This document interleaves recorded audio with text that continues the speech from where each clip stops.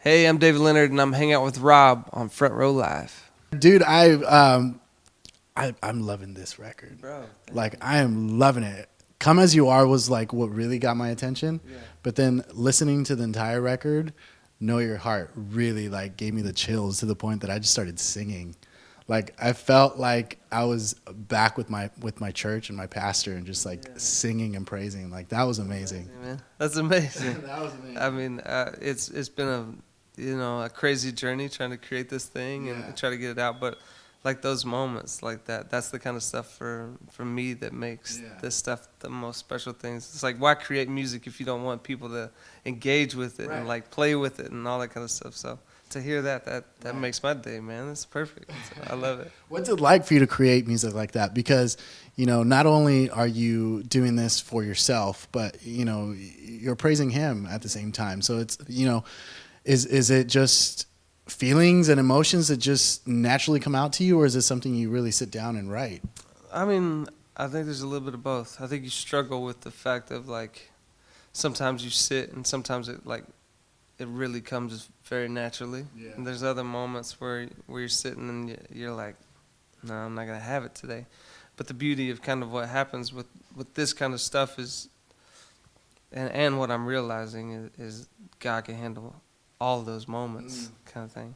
So it's like the times where I don't want to respond and I don't want to even acknowledge him. Yeah. He's okay with it, Yeah. which for me, being a person who struggles with a lot of those emotions, a lot of those feelings, is kind of comforting. Like knowing that I can be me and I can be, all of me, Right. not just like the me that's like this Right. guy that wants to respond and like give praise back or whatever. It's like I can be the guy that has questions and I can be the guy that has really high moments. And I don't know. This whole thing has been kind of a crazy journey with me and my wife walking through infertility stuff, and a lot of the songs out of this record kind of came from that. Like that's where the weight came from, Yeah. of years of trying and trying to get pregnant and never getting pregnant. Ended up having a miscarriage, and that was like a really hard and dark season that we kind of walked through. Right. Like, because every month was like a giant letdown. You prepare yourself and you get excited, and then all of a sudden you're let down every month. Right. So a lot of these songs kind of carry the heart of that, of going, God, why would you let us walk through this stuff? And then we ended up getting pregnant, had a miscarriage, and then that was like the giant shot to the gut of why this long, and then this happened, and so a lot of these songs are like real responses, and I think that's kind of it's as an artist, you hope that you can get to a place where you feel completely comfortable to be you in your own skin. Yeah. And it's taken me 20 years to do that. I've been making music for the last 20 years in different bands and stuff like that, and it feels like now is the first time where I'm actually kind of comfortable in my own skin. I even say kind of comfortable because I still feel like I'm You're getting still comfortable. figuring it out, Yeah, man. Yeah. Now, the fact that you kind of came from three different bands, like how do you feel they kind of influence the way that you create your own like solo music? Yeah, I mean, each one of them had like a very specific thing that I feel like I've been able to kind of take away.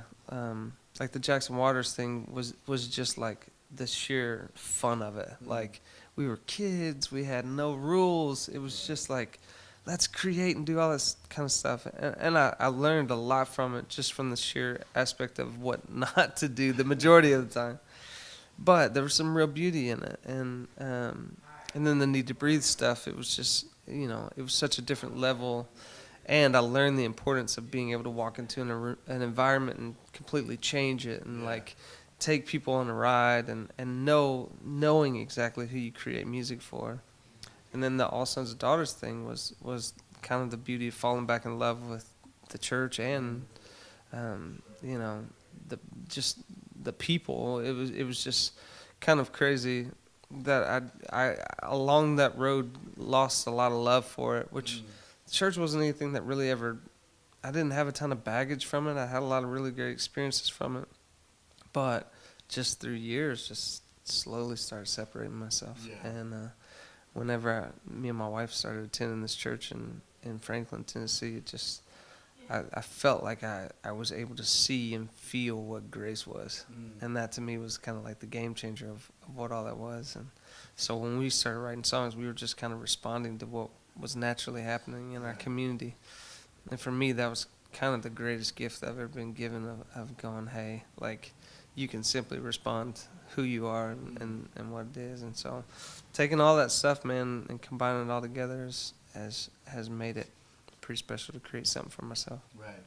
Can we talk a little bit more about kind of separating yourself from church? Because for me, like, I love my church. They're family to me, not just, you know, individuals I see on a Sunday. But I haven't been going to church in the last year and a half. And again, it's nothing against them. It's just for some reason, like, I just haven't been having that energy to go. I still believe, and I'm still very, you know, I talk to them daily and all that. But it's like, I just have no energy to go. So it's like, how does that still make me, you know, be such a believer of him when I'm like not doing that role? I don't know, man. Like, 'cause you're dealing, you know, you kind of went through the same. No, I did. And you know, for me, it was one of those things that I needed community. Yeah. And I think we all get to those places. It's not it's not if, it's when.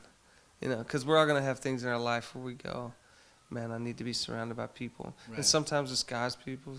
Sometimes it's like friends. Sometimes it's like all this kind of stuff. Right. So when I say God people, I mean like the church or whatever. Right.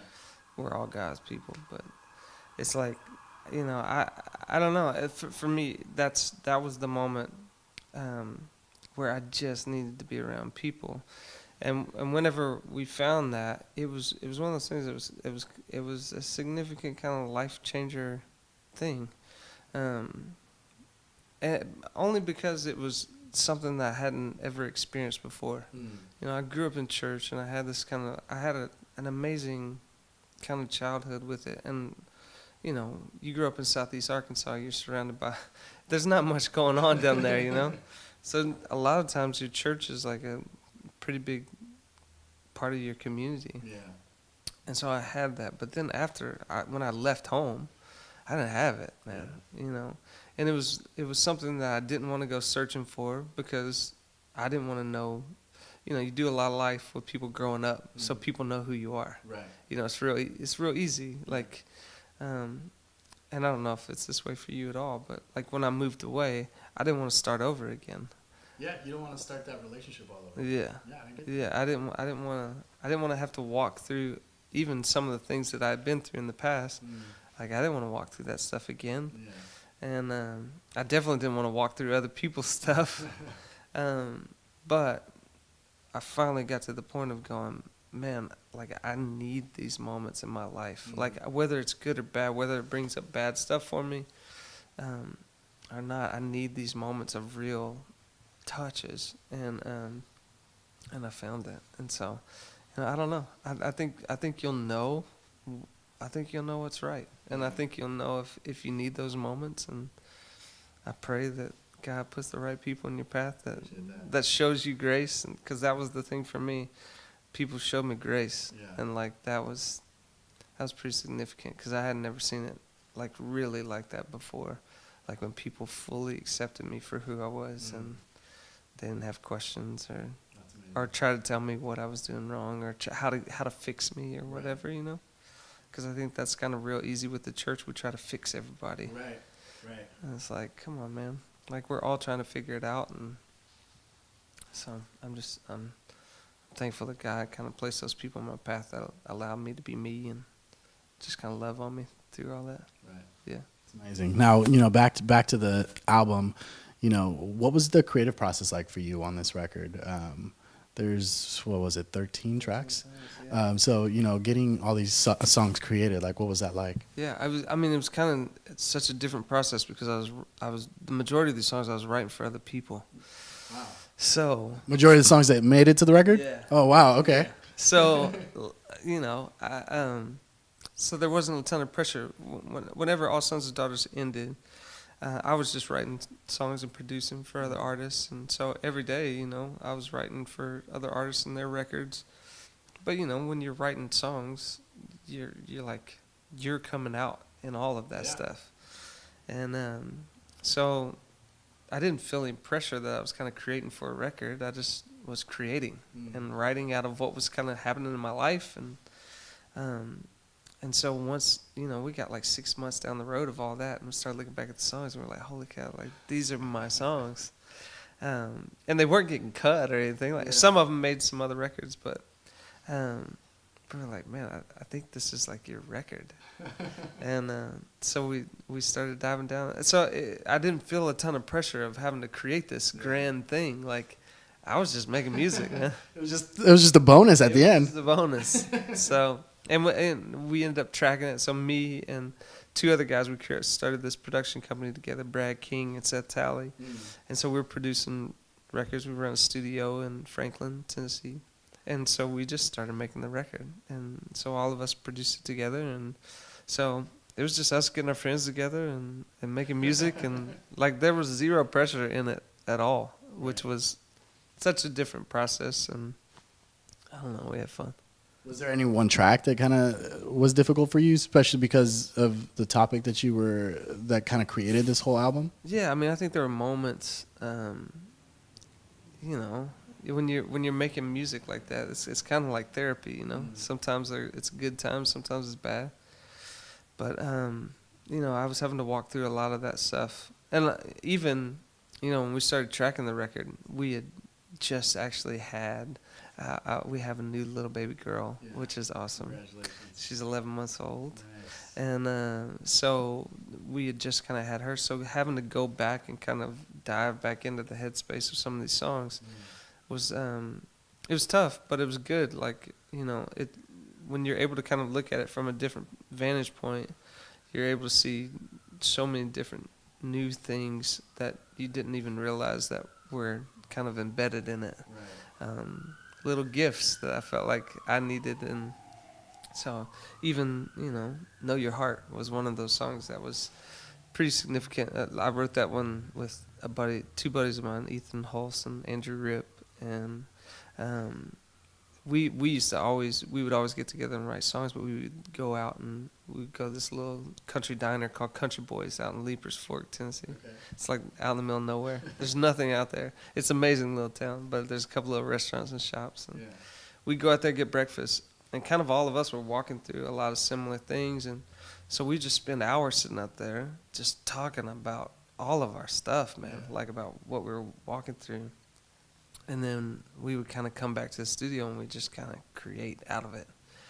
And Know Your Heart was one of those that kind of came out of that. And it was like immediately, like once we did it, it was like this was a gift for all of us. And we immediately started playing that one at our church and has kind of become that one for us. But, I think the more you allow yourself to go into those tough places, the more you allow yourself to ask yourself those like tough questions and feel all the things, like real beauty comes out of all of that stuff. Right. Anytime you can get to those heart moments, like that's the difference kind of thing. Like we spend the majority of the day in our heads, but like if we can lessen the gap between our head and our heart, like man, it takes us to a sweet spot. And I don't know. We're all looking for freedom in that, Right. Like trying to find those places. So I need more of those places now. Do you feel that Know Your Heart or Come As We Are like maybe the biggest tracks on this album? I don't know, man. I mean, I think that they've been some of the ones that have been responded kind of the best to. Come As You Are was kind of crazy how people responded to it. Yeah. I didn't expect that one. And I don't know why. But you don't know why they responded, or you don't know why you didn't expect it? I don't. Both. I think. I don't know. It's. Well, it's definitely an eye opener because it's like you can be who you are. Yeah. And he's still gonna accept you like that. That's what. But it's something that you hear. Yeah, but you hear it all the. But it's like because you hear it all your life, you start to like not really pay attention to it. I'm telling you, Know Your Heart. Like I would always sing. Not that song, but I was always sing something similar, in church whenever we would be closing, and, this song came up and I was like, wow, like it took me back and it gave me chills and, it made me feel those moments all over again. So maybe it's just because it's a different way of hearing, Come As You Are, like maybe that's what's opening their hearts more. Yeah, I love that, man. I mean, I think that was the hope, and it's such a different time. Like, I even the majority of these songs right now, like even looking at Spotify or whatever, like they can place on pop playlists, which has been kind of crazy, and I love because we made this record for mainstream kind of thing. Like we wanted to make this in a way that felt like it was accessible to all. Right. And kind of the beauty of that was, I went to the Grammys and I went to the CMAs and I watched all these things and noticed that like there were more spiritual things sung about than there were really anything else. Yeah. And just coming to the realization that people are all everybody's searching for spiritual stuff. Right. Like, and as long as you believe it and you fully believe it, because people can see through that stuff all day long. Right. Like, it doesn't matter. And I felt really loved and accepted with it, and and I'm praying that people hear that message, that they are loved and they're seen, and I think that's what the majority of the world's looking for nowadays, just to be noticed. And so I'm hoping that people feel that through this record for sure. Now, I love that aside from the record, you also dropped a film. So you did not play around with this like production. Like, this was legit, like full blown 53-minute film. Like, what was the creative process for that? Like, is that something you were kind of, writing as you were writing this record, or did this come after the record? Or these like concepts for music videos that eventually became the film? Like, yeah, I mean, I'm a very visual kind of person, so whenever we're even creating in the studio, a lot of times I'll have in my head like exactly what it looks like. Yeah. And there was only really one track that I really remember that kind of panned out the way that it did, but there's a track on there called "There's Nobody," and I immediately, whenever I wrote that one, I had this vision of I don't know why it was Chicago, but me on a city street of Chicago. It was crazy. It was really busy. Walking and finding this cathedral, walking in the cathedral, and just like no one's in there, and just having a conversation with God, like, and honestly, like this crucifix of Jesus kind of thing, at the front of the church, and it was kind of like that's what I want this song to be, and we did it with the visual of in the movie, but the movie was just a dream. It was, we didn't expect it to even happen. We were making some videos for some other friends, and the guy that was shooting it, he's become a really great friend, and he's just amazing at what he does. And a lot of times I'll throw out ideas, and they're just ideas. You're like, dude, what if we like made a video for every song and they all tie together? And he's like, I'm in. It's like, well, hold on a second.